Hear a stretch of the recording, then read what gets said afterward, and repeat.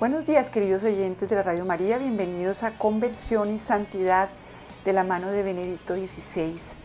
Estamos aferrados por el amor de Dios en los brazos amorosos de nuestra Madre Santísima. Hoy he querido tomar una lectura de este libro que se llama Ser Cristiano, de Joseph Ratzinger y Papa Benedicto XVI, y hablar de ser instrumentos de la misericordia de Dios, el sentido verdadero de la historia de la salvación, el sentido de la elección.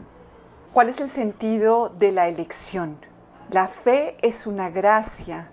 Por alguna razón he sido atraída a la Iglesia Católica, a creer en Dios Padre, Hijo y Espíritu Santo, a descubrir en Jesucristo el rostro de Dios. El Papa Benedicto XVI nos dice que desde el Antiguo Testamento el tema de la elección de Israel está ligada a un amor de Dios por todos los hombres. Dios no ha elegido a este pueblo solo para cuidar de él y abandonar a todos los demás. Dios lo eligió con el fin de ponerlo a su servicio. El pueblo de Israel es elegido entonces para todos los pueblos, no solamente para sí mismo. Lo mismo sucede si nos fijamos en Cristo y en la Iglesia. Recordemos una vez más que no se trata de que Dios ame a unos y olvide a otros, sino de que todos existan unos para otros. Así, en una familia, Dios puede elegir a un miembro de esa familia. No necesariamente todos tienen que ser llamados al mismo tiempo. Entonces, el misterio de Israel y el misterio de la Iglesia pretenden enseñarnos una misma y única realidad: que Dios quiere venir a los seres humanos solo a través de los seres humanos, que no deja caer verticalmente su luz sobre el individuo, de tal modo que la fe y la religión tendrían lugar únicamente entre él y ese individuo. Es decir, Dios me escoge a mí para que otros también se beneficien. Por eso en la Iglesia Católica existe la maternidad espiritual. La Iglesia es la esposa de Cristo y de ese esponsorio se da a luz a otros para Cristo. De manera que yo no voy a comulgar para mí misma, yo no me bautizo para mí misma. Siempre hay todo un grupo de personas, unas relaciones espirituales invisibles que a lo mejor no son para uno totalmente evidentes, pero así es como funciona la economía de la gracia. A veces la gente dice, ¿cómo van a creer en la Biblia si fue escrita por personas? Pues exactamente por eso, porque así es como es Dios. Él es la unidad de tres personas y ha querido incorporar a los ángeles y a los hombres en esta historia maravillosa de la redención, de la salvación. Por eso nos dirá siempre el Papa Benedicto que no necesariamente el catolicismo es la historia de un místico con Dios directamente, sino siempre a través de la familia humana. No somos autosuficientes entonces en nuestra relación con Dios. Necesitamos a nuestra Madre la Iglesia, necesitamos el magisterio. No solamente leer por nuestra cuenta la Biblia, como hacen en otras denominaciones cristianas. Por eso creemos en el magisterio y no solamente en la Biblia. Es a través de los hombres que el Espíritu Santo mismo ha ido revelando cada vez mejor quién es y cuál es el plan del hombre en su voluntad. Dios quiere más bien construir el sentido de la historia en nuestro servicio de unos a otros y de unos con otros. Los católicos no hacemos nuestro propio propósito de sentido de vida. El sentido de la vida está en esta comunión, en la comunión con Dios y en la comunión entre nosotros, en que seamos miembros los unos de los otros. Por eso ser cristiano significa siempre y en primer lugar liberarse del egoísmo de quien vive solo para sí mismo y entrar en la gran orientación fundamental de quien vive para los demás.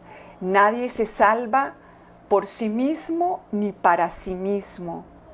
La orientación fundamental del cristianismo es dejarnos atraer por Cristo, que me atraiga a mí para que conmigo atraiga a muchos otros. El cristiano es sacerdote, es sacramento universal de unión de la humanidad con Cristo. Cristo es el mediador del hombre con el Padre. Y el cristiano es el mediador de todos los hombres con Cristo. Por eso debemos llevarle a Jesús para que purifique todo lo que hay en nosotros contra los demás. Es absolutamente incoherente que nosotros entremos en la comunión con Cristo si no nos dejamos liberar del egoísmo, de quien solo vive para sí mismo y para sus propios propósitos. Todas las grandes imágenes de la Sagrada Escritura tienen en el fondo este sentido, el sentido de la unión. La imagen de la Pascua, que se cumple en el misterio neotestamentario de la muerte y resurrección, la imagen del Éxodo, de la salida de lo habitual y lo propio, que empieza con Abraham y permanece siempre como una ley fundamental de la historia sagrada. Debemos salir de lo habitual y lo propio.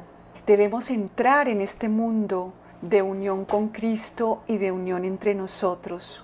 Debemos prestarle a la humanidad este servicio de ser el puente entre todos y Cristo. Pero todo eso pasa a través de mí. Es decir, como dice aquí el Papa, no es que Dios venga a cada persona como una luz que se deposita en un individuo, aunque haya habido personas que han recibido gracias místicas especiales, pero nunca esas gracias equivalen a santidad. Alguien puede tener muchas apariciones, muchas gracias extraordinarias, pero no son ellas las que lo hacen santo. Es el ser liberados de nosotros mismos, de ser para nosotros mismos, de pensar que, algún día me voy a ir al cielo, yo. Qué bueno que yo tengo la fe, qué privilegio, qué responsabilidad. Cristo el Señor lo formuló del modo más profundo en la ley del grano de trigo, que muestra al mismo tiempo que esta ley fundamental no solo rige toda la historia, sino que configura ya de antemano toda la creación. Toda la creación. En verdad os digo, si el grano de trigo no cae en tierra y muere, queda él solo, pero si muere, da mucho fruto. Juan 12, 24, 25. ¿A qué morir? A nuestros propios programas, a nuestros propios planes, a nuestra voluntad. Pero no es que la aniquilemos, sino que es un continuo entregarnos a Cristo. Es entregarle todas estas tendencias por las cuales estamos concentrados en nosotros mismos. Hay muchos itinerarios de sanación que tienen a la persona en el centro, como que yo me quiero quitar todas estas heridas y sentirme bien por fin. Pero no sanamos para eso. Dios puede incluso permitir que nuestras heridas hagan ruido en nuestra personalidad hasta el fin de nuestra vida. Pero eso no es un obstáculo, porque si yo lo vivo con Cristo y para Cristo, ya incluso antes de que sea santa o antes de que sea sanada de todas mis heridas, ya puedo yo entrar en esta dinámica de la salvación. Porque en la Eucaristía absolutamente todo lo que le entregamos, Cristo le da un valor nuevo, un valor redentor. Y qué mejor que entregarle las cosas de las cuales nosotros tenemos una visión negativa. Esas cosas a lo mejor que hacen parte de nuestra personalidad herida, de nuestra historia, que quisiéramos como quitarnos de encima. Por eso, porque nosotros nos tenemos a nosotros en el ojo de todo lo que hacemos y lo que pedimos. Pero hay que morir para esta preocupación por nosotros mismos y de verdad entregarnos con confianza en quien realmente tiene nuestra vida en sus manos y la vida de todos los que amamos. En su muerte y resurrección consumó Cristo la ley del grano de trigo. Él es el que muere asumiendo nuestra soledad. Cristo aparentemente está solo, lo han dejado de lado los hombres, lo han condenado a morir como el peor, parece abandonado por Dios. El silencio de Dios reina en la crucifixión y la muerte de Cristo.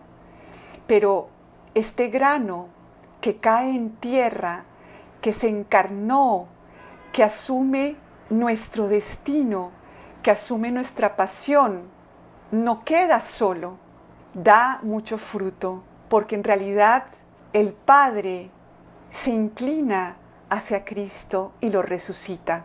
En la Eucaristía, en el pan de Dios, Él se convirtió verdaderamente en el fruto centuplicado del que todavía vivimos nosotros. En cada Eucaristía somos testigos de este mismo acontecimiento. Cristo vuelve a realizar de manera incruenta este descendimiento en nosotros, esta muerte, para llevarnos con Él al Padre, para llevarnos con Él a la vida, para atraernos hacia Él y para atraer a todos hacia Él. Pero en este misterio de la Santa Eucaristía, en el que Él es verdadera y totalmente el que existe para nosotros, Cristo es el que viene del Padre para nosotros, es el que es totalmente abierto, el que no tiene sus propios planes, el que está totalmente disponible para el Padre, pero no para Él quedar bien, no para Él ser santo por sí mismo y para sí mismo, sino para nosotros. Pero en este misterio de la Santa Eucaristía se nos exige entrar día tras día en esta ley, que en definitiva es solo la expresión de la esencia del verdadero amor. En el fondo, el amor no puede significar nada más que dejarse liberar de la estrecha mirada dirigida al propio yo, de la estrecha mirada dirigida a mis propios ideales, a lo que yo quiero de mi vida, a mis propios sueños. Los sueños de Dios superan completamente cualquier cosa que nosotros podamos construir en nuestra cabeza sobre nuestro bien y el bien de los que amamos y de los que nos rodean. Vuelvo a leer. El amor no puede significar nada más que dejarse liberar de la estrecha mirada dirigida al propio yo y empezar a salir de nosotros mismos con el fin de existir para los otros. Al fin y al cabo, el movimiento fundamental del cristianismo no es otro que el sencillo movimiento fundamental del amor, donde participamos en el amor creador del mismo Dios. Dios hizo una primera creación y con Cristo inaugura una segunda creación. Por eso los cristianos empezaron a celebrar el domingo. El día de la primera creación se convirtió ahora en el día de la segunda creación, en donde Dios se ha hecho uno con todos nosotros, en donde el Padre quiere casar o ha querido desposar a su Hijo unigénito conmigo y con toda la humanidad. Y en Él caben todas las personas. Murió como el peor de los asesinos, de manera que a cualquier persona que yo vea, no la pueda yo mirar disociada de Cristo. Siempre lo voy a encontrar en Él, si es que lo quiero mirar con fe. Por eso no puedo rechazar a nadie, no puedo hacerle mal a nadie. Si le hago mal a alguien, me estoy haciendo daño a mí misma, porque entonces no soy cuerpo de Cristo, porque entonces no estoy viviendo el sentido de mi elección, el sentido de mi redención. No podemos aceptar las divisiones en nuestro corazón, no podemos aceptar hacerle mal a los demás, hablar mal de ellos, destruirlos. No podemos justificar la envidia, porque todo es para todos. El bien mío es de cada uno de ustedes, el bien de ustedes es mío. Cada vez que ustedes van a la misa, yo recibo dones. Cada vez que yo voy y comulgo, ustedes reciben dones. Somos todos un solo cuerpo.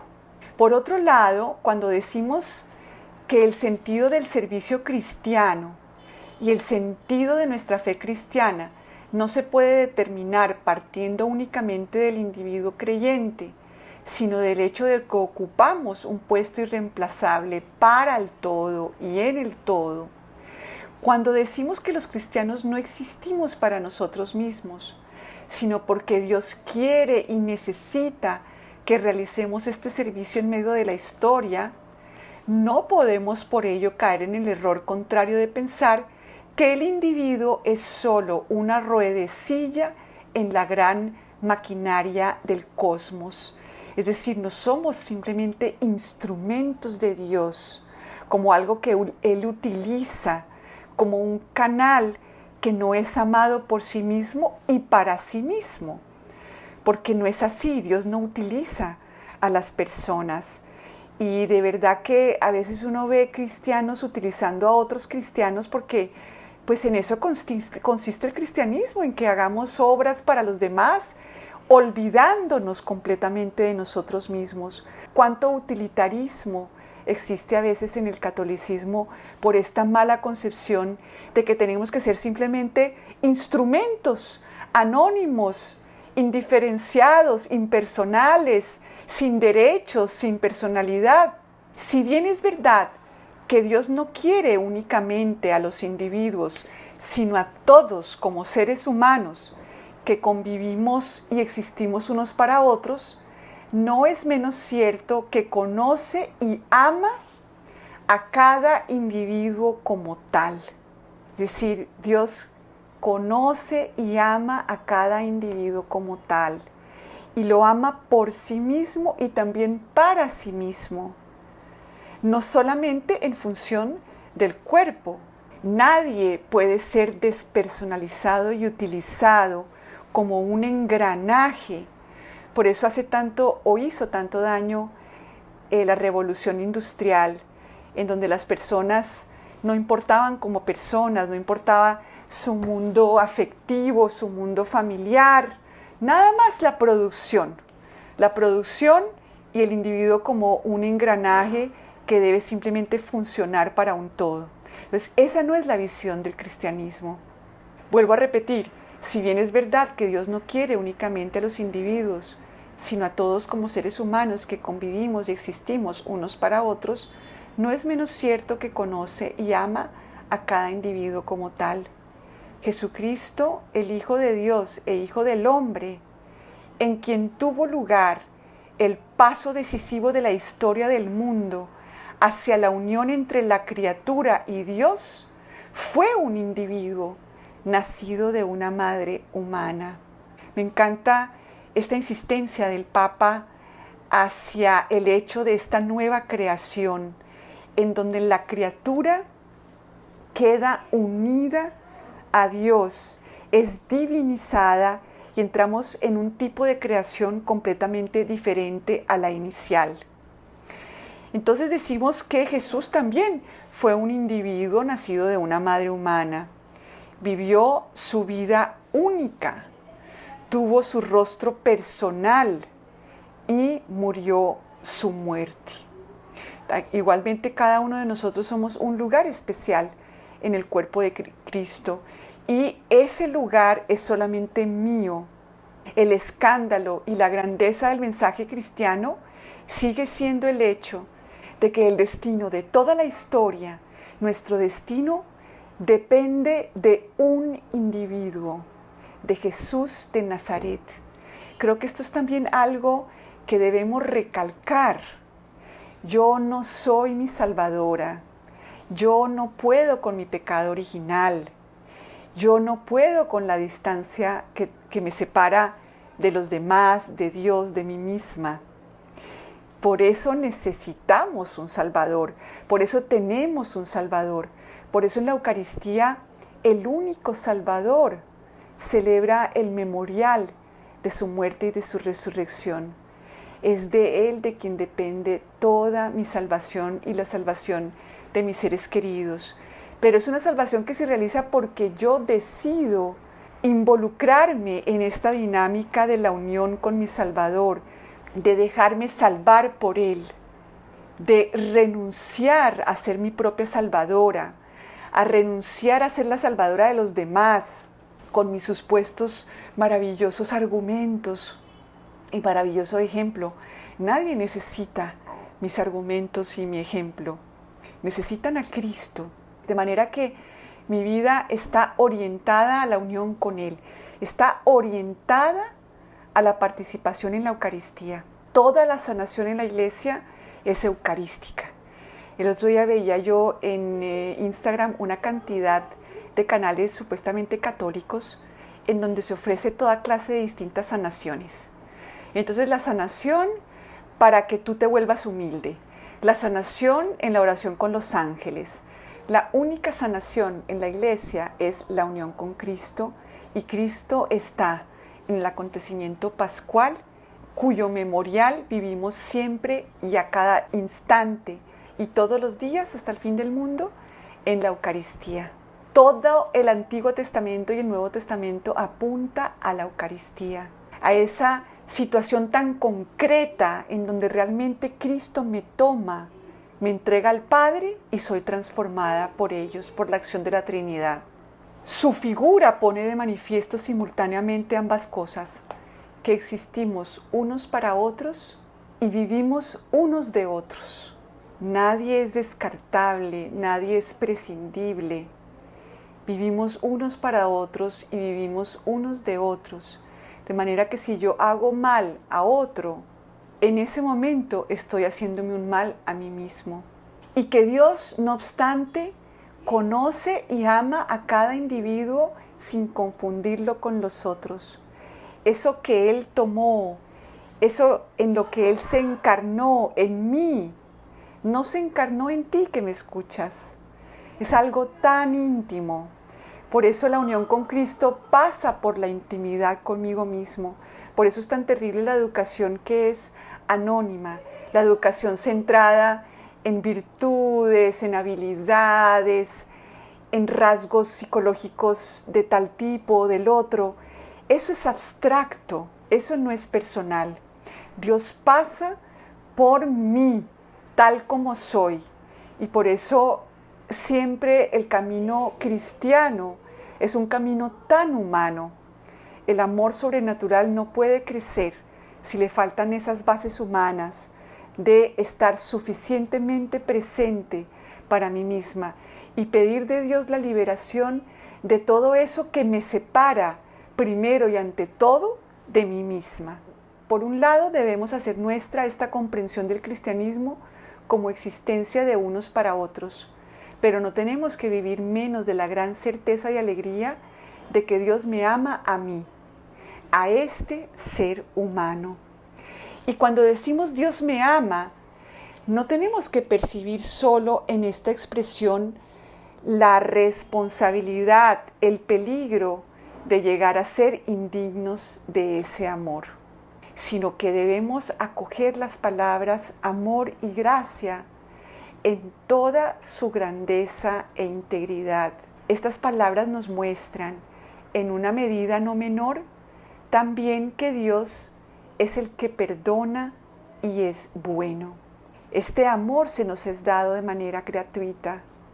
Quizás en la predicación eclesial hayamos neutralizado excesivamente y hayamos rodeado con medidas de protección debido a una falsa preocupación pedagógico-moral las grandes parábolas del perdón. La parábola del acreedor a quien se le perdona una deuda de millones. La parábola del pastor que busca la oveja perdida y la de la mujer que se alegra más por la dracma perdida y encontrada que por todas las demás que no había perdido. Creo que vale la pena leer estas parábolas de la misericordia en donde Dios nos muestra que no espera que esa oveja perdida se encuentre y regrese a donde Él para seguirlo en su pastoreo. Este es un Dios que va en búsqueda de esta oveja perdida y la toma sobre sus hombros. Es un Dios que se alegra porque puede encontrar a alguien y amarlo y darle su amor de manera gratuita. La audacia de estas parábolas no es superior a la audacia de los hechos de Jesús. Si observamos que entre sus discípulos, los más íntimos, se encuentran Leví, el recaudador de impuestos, y Magdalena, la prostituta. Qué belleza el amor de Dios que come con los pecadores. Y todos lo somos. Unos simplemente hemos recibido la gracia del Espíritu Santo de reconocer un poco que necesitamos la gratuidad del amor. Otros siguen buscando recompensas, pensando que no necesitan de perdón, sino más bien de un reconocimiento de su grandiosa vida. En la osadía de este mensaje se nos ofrecen dos cosas que necesitamos.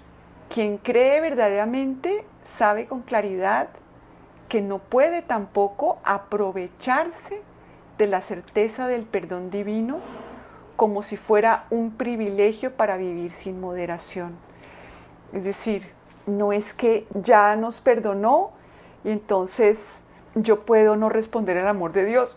Vuelvo a decirlo, no podemos aprovecharnos de la certeza del perdón divino como si fuera un privilegio para vivir sin moderación. Del mismo modo que una persona que ama no se aprovecha de la indestructibilidad del amor del otro, sino que se siente aún más obligada a ser lo más digna posible de ese amor. Entonces, no es que nos vamos a aprovechar de que Dios es misericordia, sino que vamos a tratar de responder lo mejor posible a su amor. Por ejemplo, Santa Teresita, que descubrió el dolor tan grande que tenía Jesús, de que el amor que tenía era un amor gratuito y las personas lo que querían era recompensas, entonces se acercaban a Él por algo que Él no les iba a dar. Ella decidió orientar toda su vida a recibir este amor de Jesús. Por un lado, el santo se reconoce pecador y por otro lado, se siente empujado a responder constantemente al amor de Jesús, a no ver a los otros con los propios ojos, sino con los ojos de Cristo, a intercambiar en Él lo que yo siento por los otros o de la manera como yo veo a los otros, siempre lo puedo intercambiar por la manera como Cristo los ve y por los sentimientos que Cristo tiene hacia ellos. Pero esta voluntad a la que nos desafía la fe en el amor no se basa en el miedo. Si no respondo al amor de Dios porque tengo miedo a condenarme, sino porque realmente he llegado a conocerlo como mi esposo y quiero responder a su amor con todo mi corazón. Pero esta voluntad a la que nos desafía la fe en el amor no se basa en el miedo, sino en la plena y alegre certeza de que Dios verdaderamente, y no solo con expresiones piadosas, es más grande que nuestro corazón, como dice 1 Juan 3:20. Para terminar, tal vez valga la pena meditar una vez más sobre la forma que adoptaría hoy la contemplación de San Ignacio, que si quisiéramos formularla de nuevo en nuestro tiempo histórico. El elemento decisivo permanece. Los seres humanos no están en condiciones de dar por sí mismos un sentido a la historia y un sentido a su historia. El sentido lo dio Cristo. El designio del Padre es orientar a toda la humanidad a la unión con Cristo.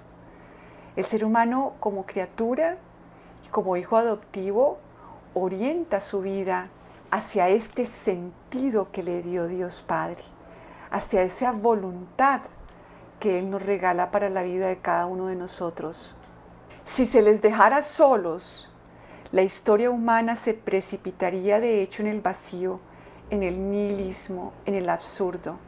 Nadie lo ha comprendido más profundamente que los poetas de nuestro tiempo, que viven en esta soledad del ser humano abandonado, la perciben y describen el tedio y la inutilidad como el sentimiento fundamental de este ser humano que se convierte en un infierno para sí mismo y para los demás.